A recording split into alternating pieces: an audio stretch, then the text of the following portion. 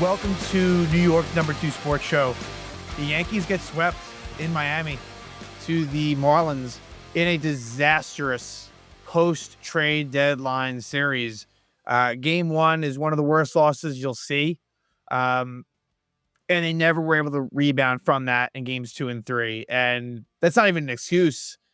It's a combination of this team just really not playing good baseball for really over 2 months now. Um, and game one was just so bad. And all of the new acquisitions that they had gotten the day before all heavily contributed to a 13-12 loss. Just, awful. The Yankees are now 16-52. They have fallen behind the Boston Red Sox. The Red Sox swept the Astros. They're on a 5-game winning streak. Red Sox are 62-51. So the Yankees are now third in the American League East. They are barely in second in the wild card. Out of those 3 wild card teams, I mean, the Mariners are 16-53, Yanks 16-52, and the team that's outside of the playoffs, the first team out, is Texas, and that's who the Yankees play next. As the Texas Rangers are 2.5 games behind the Yankees, 3 on the loss side, this becomes a massive series in Texas. And the Yankees swept the Rangers earlier in the year at Yankee Stadium. By the way, Yankees are also much better at home, so if the Yankees have any aspirations of anything, and this kind of feels trivial now, but if they were to make the playoffs, it's in the Yankees' best interest to be as home as much as possible. Yankees 34-22 at Yankee Stadium, 26-30 away from the Bronx. So, but this team's got many problems right now. And it's that first game that we're going to talk about the most. And look, game 2 was bad in the fact that they scored no runs, only had 2 hits, and Jazz Chisholm Jr. in his return to Miami just with an absolutely mind-numbingly dumb base running mistake that, of course, Boone defends, and Chisholm says he'd do it again if he had the opportunity, which is very concerning. And then game 3, I mean, Luis Gil's first game back was not very good. Give him this one. Like, it's not what you want, obviously, but I'm not going to kill Gil, but you need him to do well immediately. That's the risk. That's the risk in not acquiring a starting pitcher at the trade deadline. I didn't really understand it. I know they tried. I know it's not for lack of effort, but this rotation is problematic among many other things on this team. But let's discuss just transactions quickly, and some of it I've already discussed here on the show. But let's just, sort of summarize what has occurred since the deadline. And I had mentioned it last episode, but just to reiterate, Yuri De Los Santos and Ian Hamilton were sent down after that 4-game set with the Tampa Bay Rays. Then we were wondering, what was going to happen? One more pitcher move was going to have to be made to get all of those new pitchers onto the team. And it was Marcus Stroman who was released. And I did like that move. It does hurt the depth, but you also want good depth. And Marcus Stroman, it was not someone that you wanted to rely upon. And so they cut bait with him, and they'll eat the remainder of his salary, which would have only been the season. He was not going to reach his innings number that would have basically kicked in a vesting option for next year. And then we were wondering, okay, so how is Luis Gil going to get on the roster? Who goes for him? This one feels like Phantom IL. I don't think it actually is, but it feels like it. It's Jonathan Loaisiga going on the 15-day IL. And he had pitched in game 1. We'll talk about that. So it's going to be a right mid-back strain. It's called right mid-back tightness for Jonathan Loaisiga. He will meet with Dr. Christopher Ahmad back in New York. So he left, the Miami early. And we'll see. Like, again, Loaisiga, I don't know. Like, maybe we'll see him in September. Maybe we won't. I don't know. Again, it's a sort of a roster crunch to begin with. And then the next line of business, just to preview, is Mark Leiter Jr. is going to be back very soon. I tend to think it's going to be Brent Hedrick that gets sent down. Not even so much because he deserves it. He did give up a 3-run homer to Jacob Stowers in game 3. But I just think the fact that he has options, and he did throw a lot of pitches here. There's a couple of options. Jake Bird has options, but I don't think they're going to send him down. He did not pitch well in game one, but he did pitch well in game two. And then JT Brubaker, who does not have options. He'd have to be designated for assignment. Those are the ones in the mix, but I think that it will be, I think it will be Hedrick. Not because he necessarily deserves it, but I just think in the numbers game, that's what might happen. And then the more interesting question, Aaron Judge is supposed to be back for the Texas series as a DH. I think maybe game two. It's game two or three. I think that's the plan of this Texas series. And it's either going to be designating Austin Slater for assignment or sending down Jose Caballero. I believe those are only two options, unless there's another IL stint coming that I'm unaware of. Those would tend to be the options that I would think. And just kind of thinking about it, who might be a good candidate for a Phantom IL stint would honestly be Paul Goldschmidt.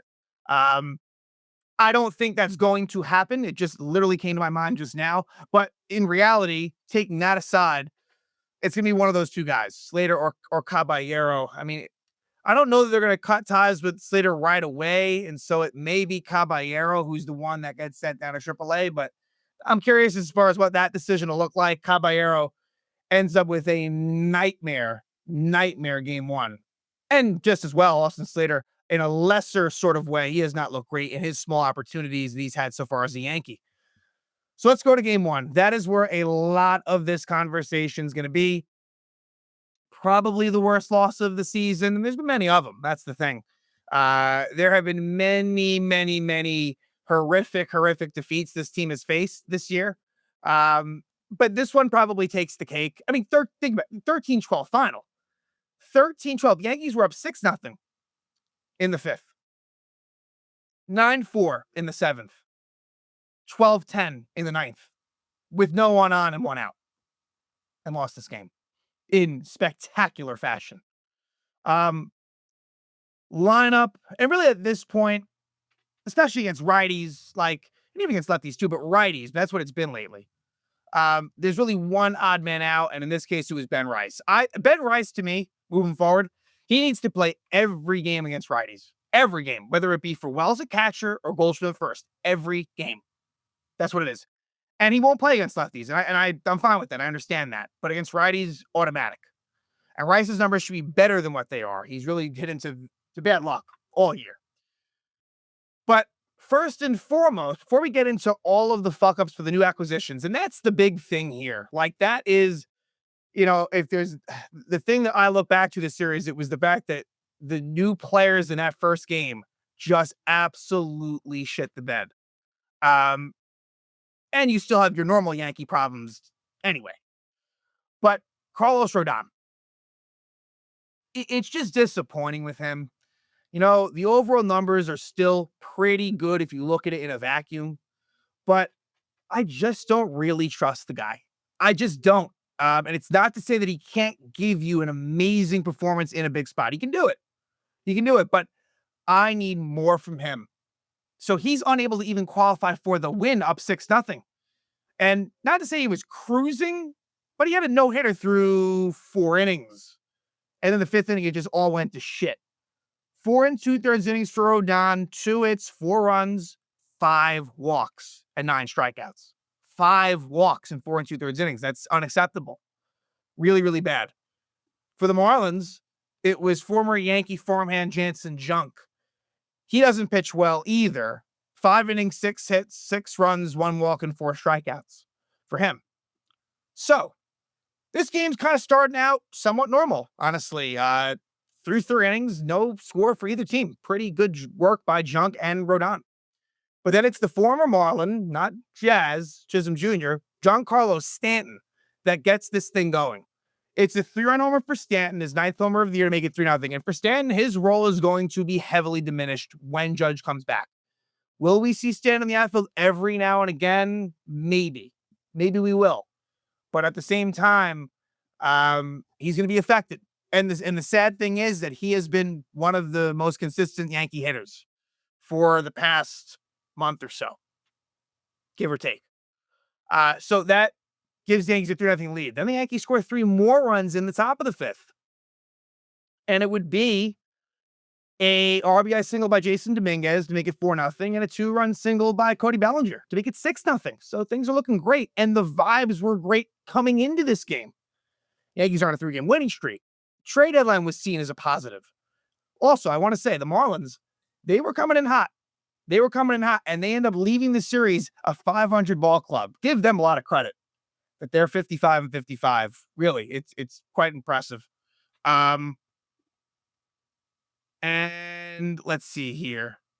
Oh, by the way, I don't know why I said before Kyle Stowers. I think I might have said like Jacob Stowers earlier. I'm not sure why I said that. Kyle Stowers, the former Oriole. We'll talk about him a lot, unfortunately. But it's Javier Sanoa that gets the Marlins on the board with a 2-run homer to make it 6-2. So, okay, you think to yourself at that time, not good. Like, Rodon's given up a lot of home runs lately, but okay, like, let's just hope that's it. But it wasn't. And the walks killed him.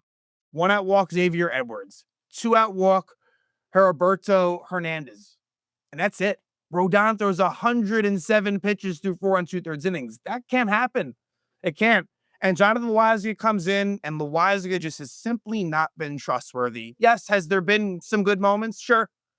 There have been some, but it's been way more bad than good. He hits Otto Lopez to load the bases, and then Liam Hicks, the pinch hitter, gets a 2-run single to make it 6-4. And then a great play by Ryan McMahon on a Kyle Stowers ground out. It could have been worse. So a combination of Rodon and Loaisiga make it 6-4. And Brent Hedrick pitches a scoreless 6th. And then in the top of the 7th, Trent Grisham with a 3-run homer, his 19th homer. They're making 9-4. So breathing room exists again. And not for nothing, the Yankees had a chance to score more. Ryan McMahon was up at the bases loaded and 2 out, and on a 2-0 pitch, tried to make something happen, and he flied out. That shouldn't have made a big difference, but it kind of did. And so now we go to the bottom of the 7th, and Jake Bird makes his Yankee debut. And it was not a good one. And Jake Bird has not been good lately for Colorado. Former Yankee farmhand, and he was involved in a big way for the Marlins. Augustin Ramirez starts off with a single. And it's just funny how that trade, I mean, again, like Jazz has been good as a Yankee in this, year since it's been. But Augustin Ramirez seems like a real good find for Miami. So he gets a single. Then with 1 out, there's an Otto Lopez single.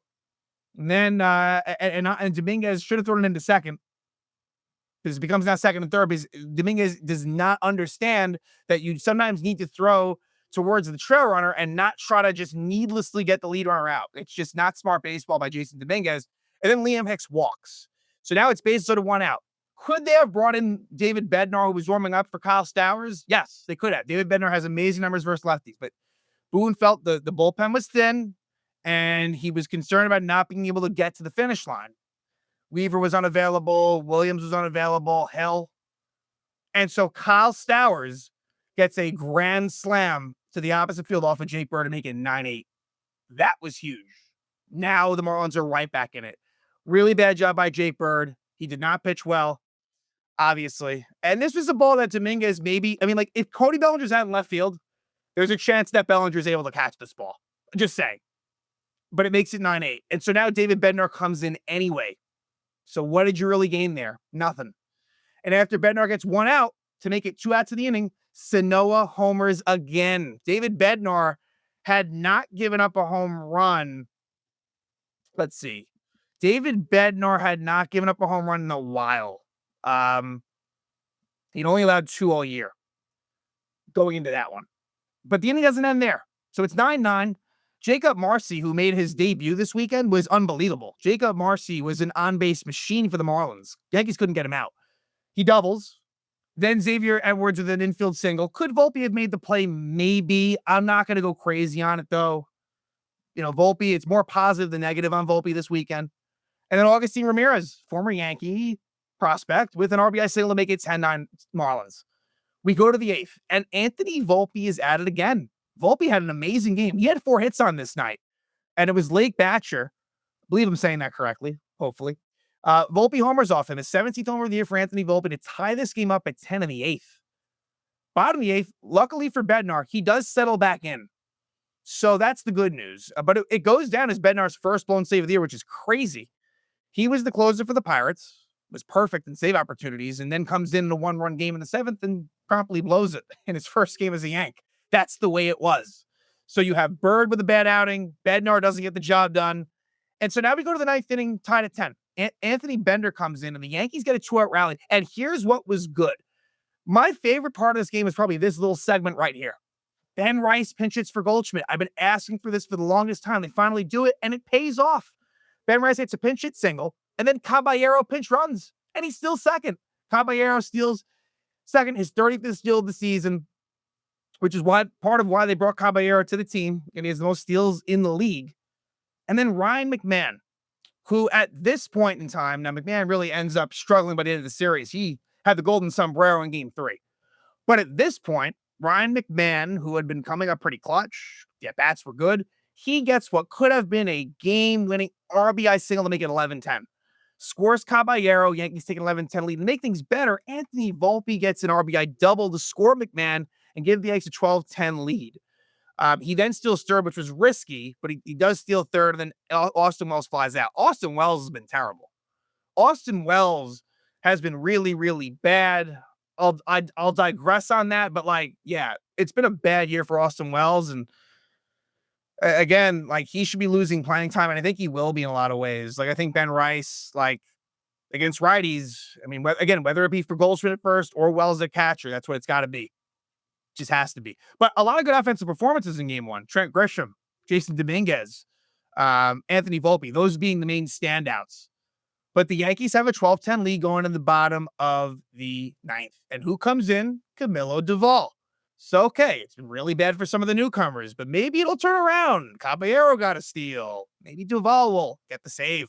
He gets the first out, and Cody Bellinger moves to first because Goldschmidt's out of the game and Rice is out of the game.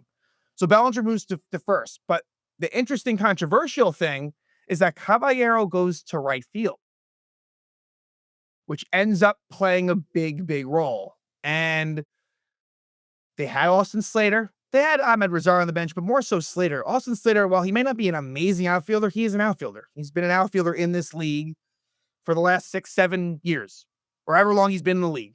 Maybe even more than that. Strictly an outfielder. Caballero, he can play the outfield, but he's an infielder.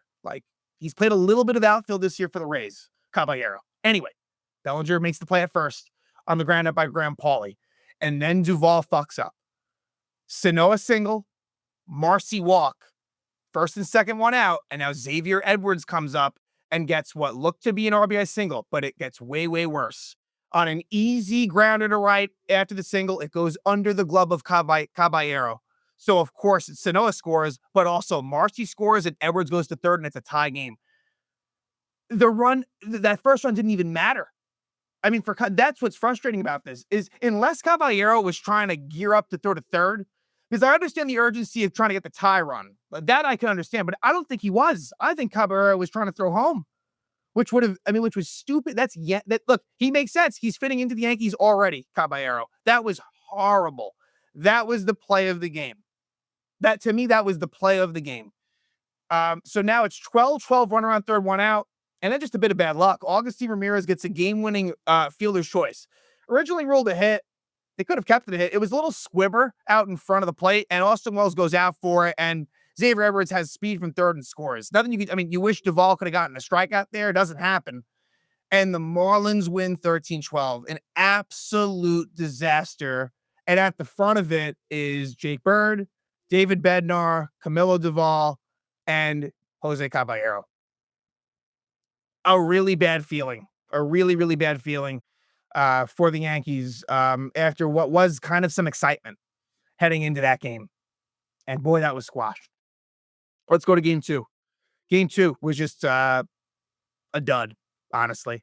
Yankees get 2 hits in this game. That's it. And the first one they got, honestly, is clouded in negativity anyway. So, it was that bad.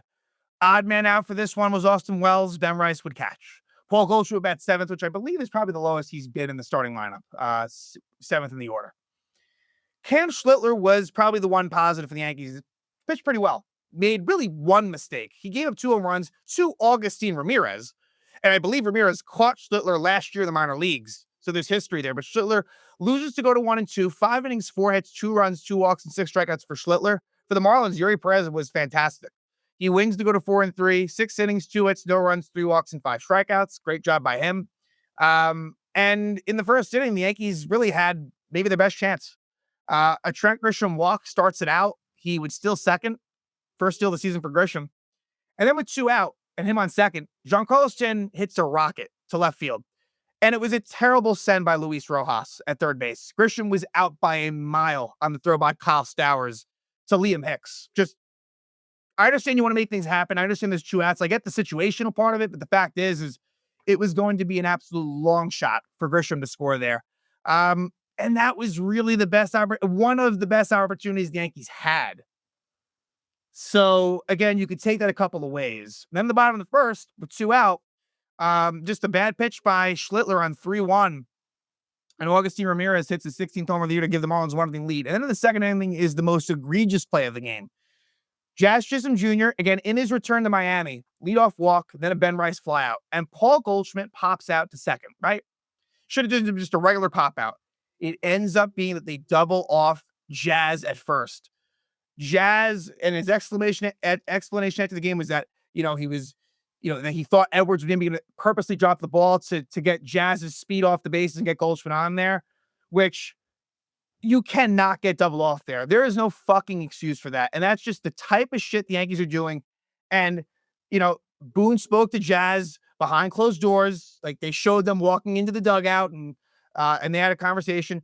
Boone got pissed at first base coach Travis Chapman, which Chapman should have been more vocal too, saying, get back, get back, get back. That's a couple times now that I've seen coaches not be as demonstrative as they needed to be. But it's more on Jazz.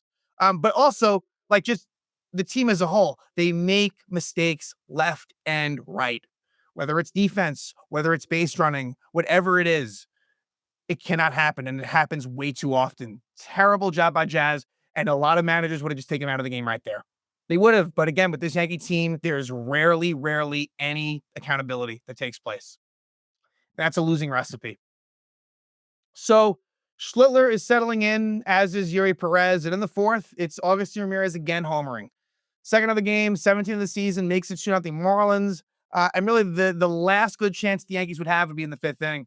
A one-out double for Ben Rice, a walk for Goldschmidt. And then McMahon strikes out looking on what was not a good call. It actually should have been ball three. And then Volpe grounds out. From there, the Yankees, it was 14 straight out from that point forward for the Yanks. Jake Bird actually did pitch a good sixth inning, couple of strikeouts. I wish he could have done it the night before. Seventh inning, Luke Weaver goes 1-2-3. Eighth inning, Tim Hill with a scoreless inning. And then, Calvin Fauché in the ninth closes it out for the Marlins. A very quick and easy 2-0 win for Miami. They win the series, and then they go for the sweep in the third game, which they would get.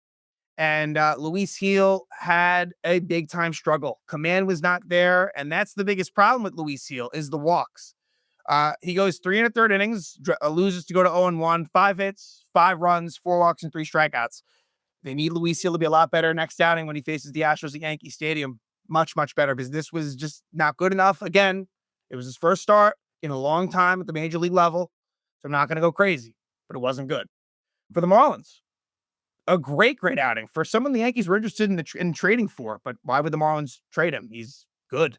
Edward Cabrera wins to go to 5-5, 6 innings, 2 hits, 1 run, 1 walk, and 7 strikeouts. Odd man out of this Yankee lineup would be Paul Goldschmidt, who would pinch hit later in this game.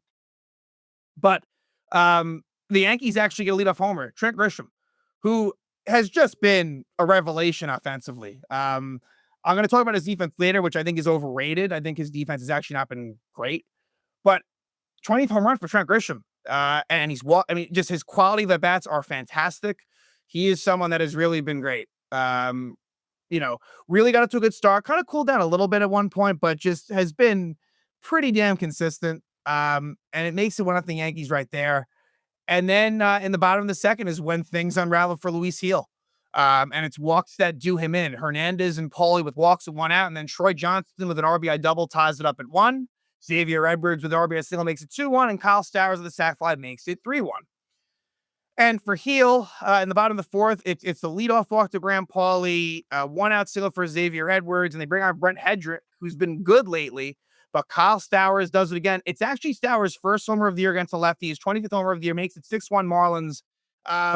And just a bad 0-2 pitch for Hedrick. Left it 2 up, and it makes it 6-1 Miami. the Yankees finally get some action going after Cabrera's taken out. Lefty Josh Simpson comes in, and it's a 2-run homer for Jazz Chisholm Jr., his 19th homer over the year. So Chisholm does do something in his return to Miami, but it wouldn't really matter at the end of the day. But it makes it 6-3. And then they pinch hit Austin Slater for Jason Dominguez, and Slater strikes out. And Slater's few opportunities with the Yankees so far in this few days has not been great. And he needs to do well to stay on the roster. And then here's the problem with the plan that I had kind of thought as far as like the pinch hitting and stuff. Pinch hitting Slater there made sense, or whoever you wanted it to be, right? Pinch hitting for Dominguez, in theory, it made sense because Slater had to face a lefty. Once that 3-batter minimum goes away and the other team is threatening to bring a righty in, it makes you question whether to do the pinch hit, because if Rosario pinch hit for McMahon, they may have just brought a righty in. And so what happens is McMahon strikes out against the lefty, then Volpe triples, and then Austin Wells flies out against the lefty. So that is something that I hadn't really considered, that they're really going to have to make this work when it's that 3-batter minimum specifically. Otherwise, there's going to be some tough decisions that are going to have to be made. So we go to the bottom of the 7th, and it's 6-3. JT Brubaker comes on, gets a couple of outs. Ryan McMahon makes a really nice play to start it out. And then a 1-out walk to Otto Lopez. And the walks are going to kill you. And that's exactly what happens here. He steals second, and then it's a Jacob Marcy RBI triple on a play that Trent Grisham needs to make. It was hit well, no doubt, towards the warning track, but Grisham goes off his glove. He's got to make that play. He, to me, is not fully trustworthy out in center field. Just saying. And again, you can do worse than Trent Grisham out there, and his offense has been fantastic. But I need to see more there, but it is what it is. He actually leads off with a walk on the 8th off of the lefty, and then they pinch hit Paul Goldschmidt for Ben Rice, but then they bring the righty in Ronnie Enriquez. I would have almost left Ben Rice in against the lefty, because either A, they leave in a tiring Simpson, or they may have actually been forced to bring in Enriquez because Simpson's pitch count was high. Goldschmidt strikes out. Paul Goldschmidt is a non-factor against righties, plain and simple. So Enriquez pitches out that 8th inning. Brubaker would pitch the 8th as well. So a couple innings for JT Brubaker. And then in the top of the 9th, Lake Batcher, who we saw in game 1 in that 8th inning. Here, leadoff single for Jazz, goes to second on a wild pitch, but then Slater strikes out looking, and you really don't want Slater versus righties anyway. And then McMahon strikes out for his 4th strikeout of the game, and then Volpe strikes out. So strikes at the side. Yankees get swept to the Marlins. It's the first time the Marlins have swept the Yankees. And as well, the only team in baseball that has a winning record lifetime historically against the Yankees is actually the Miami Marlins. And I wonder if that even includes the 2003 World Series. So the Marlins kind of had the Yankees number, which you wouldn't think. Anyway, let's just do a quick preview of the Texas Rangers series, which is a big one. This is a big wild card series, and the Yankees need to, sort of break out of this and quick.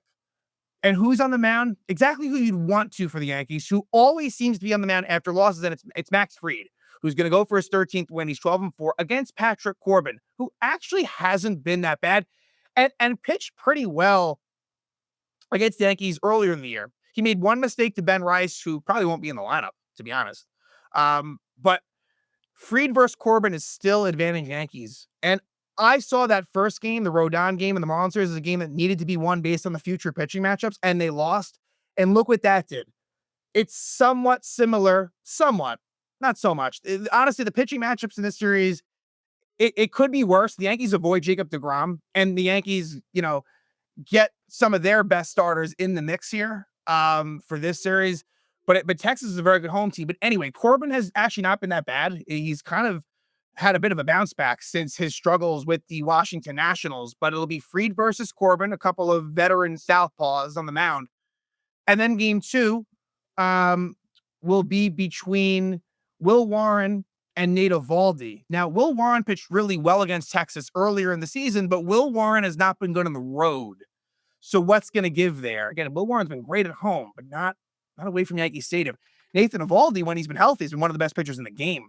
Eovaldi pitched really well against the Yankees but early in the year, but got the loss due to a Yorby Bibas home run. And Bibas is not on the squad at the moment. He's in AAA, so he doesn't have to worry about that. But that one is advantage Texas, for sure. Eovaldi's been great. Game 3 is Carlos Rodon, who pitched against Eovaldi at Yankee Stadium and pitched really well against Jack Leiter. So the cousin of Mark Leiter Jr., Jack Leiter, son of Al, will go in game 3 there. So the Yankees have to bounce back. And it will not be easy. Again, Texas, they are coming off of a pretty big series loss to the Mariners. I believe they lost, what was the count? I believe they lost they lost 3 of 4, actually. So they were coming in hot and they lost 3 of 4 to Seattle. So it's desperate times for the Texas Rangers as well. But this is a pivotal time for the Yankees to somehow go in there, win a series, and it starts out Max Fried. You got to get that first win. If you don't, that could be a really, really big problem. It really could. So we're going to see what happens here. But it's a really, really bad sweep at the hands of the Miami Marlins post-trade deadline, and that game 1 goes down as one of the worst losses of the season, as all of the new players the Yankees acquired the day before were dreadful in that game. And then basically from there, after the Yankee offense exploded for 12 runs the first game, totally basically shut it down in games 2 and 3. So it's been a struggle for the last couple of months for this team. They're 60-52. They've fallen behind the Boston Red Sox. Yankees now sit in 3rd place in the American League East, and they have to turn things around quickly. They will complete their road trip as they will travel from Miami, and they will go to Texas to take on the Rangers.